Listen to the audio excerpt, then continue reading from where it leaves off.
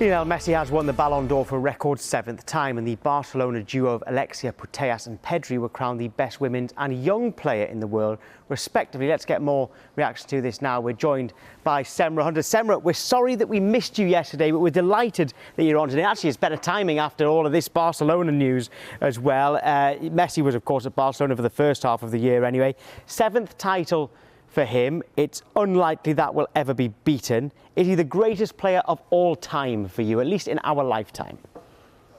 That's the age-old question, isn't it? I think in our lifetime, obviously, I never got to see Maradona play in the flesh. Never got to see Johan Cruyff play in the flesh. A lot of these wonderful players, Pele as well, obviously never got to see him either. So what I can say is, of the players that I have seen live, it has to be Lionel Messi. I don't think I've seen anybody better, to be quite honest with you, especially in our lifetime. Obviously, Cristiano Ronaldo, it's been phenomenal to watch the two of them battle it out over the years. But I do think Messi is a bit more complete. He can do a bit more than anybody else. He's the best passer, the best dribbler, the best free kick taker, one of the best goal scorers, obviously, of all time. And I think what sets him apart from everybody else, even though Cristiano Ronaldo is close to him in this regard, is the longevity with which he's been able to perform at the highest level. I mean, I was just counting in La Liga Santander, I think 13 seasons in a row, he scored at least 20 goals. Obviously, it was a lot more than that across all of the various competitions that he participated in. And so many times, especially as Barcelona aged, he was the one that was carrying them on the back of his shoulder. He was carrying the weight of Barcelona and almost single-handedly drumming up goals out of nowhere, drumming up assists out of nowhere, and saving the day. So I think that, yes, he's probably the best player of our lifetime, based on what I've been able to see. Obviously, it's very subjective. I'm sure lots of Real Madrid fans and Manchester United fans will tell me otherwise. But I do think it has to be Lionel Messi. It's remarkable what he's done regardless, that's for sure. Very lucky to have had them both to watch, aren't we, in our lifetimes. Alexia Putellas was one of 5 Barcelona players nominated for the Women's Award. Why was she the winner? What's so special about her?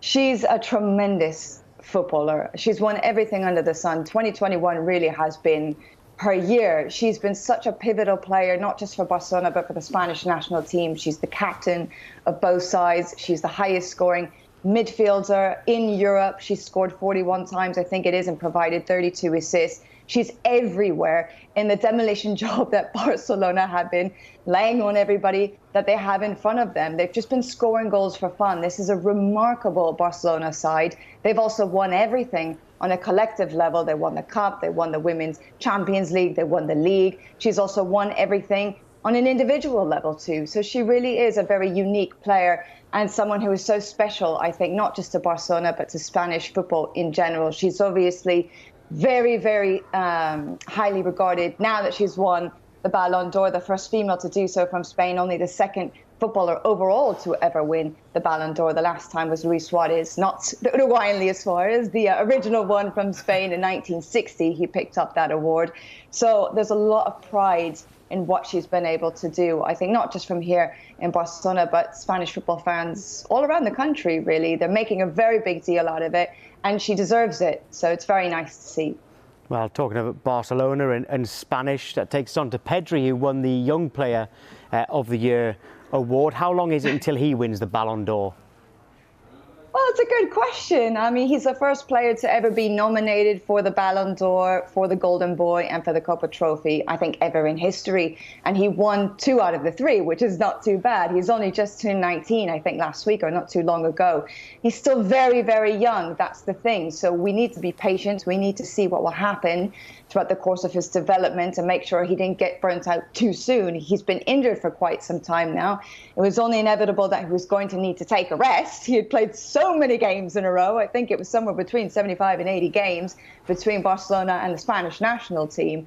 But he is such a unique talent. He's very special. And I think Ronald Koeman deserves a lot of credit for spotting him and having him play so often, even though a little bit of rest every now and again probably wouldn't have been a bad thing. He's such a great player. He's naturally talented. He's very gifted. He has a great read of the game. He has a great sense of spatial awareness.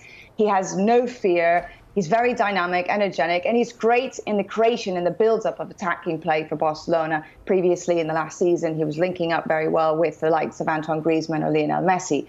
So I think the positive news is that he's a bright future ahead of him, and he's a symbol of that bright future in general for the young players that are either breaking through into the first team with Barcelona or those that have come into the side. So he could definitely get it one day. Why not?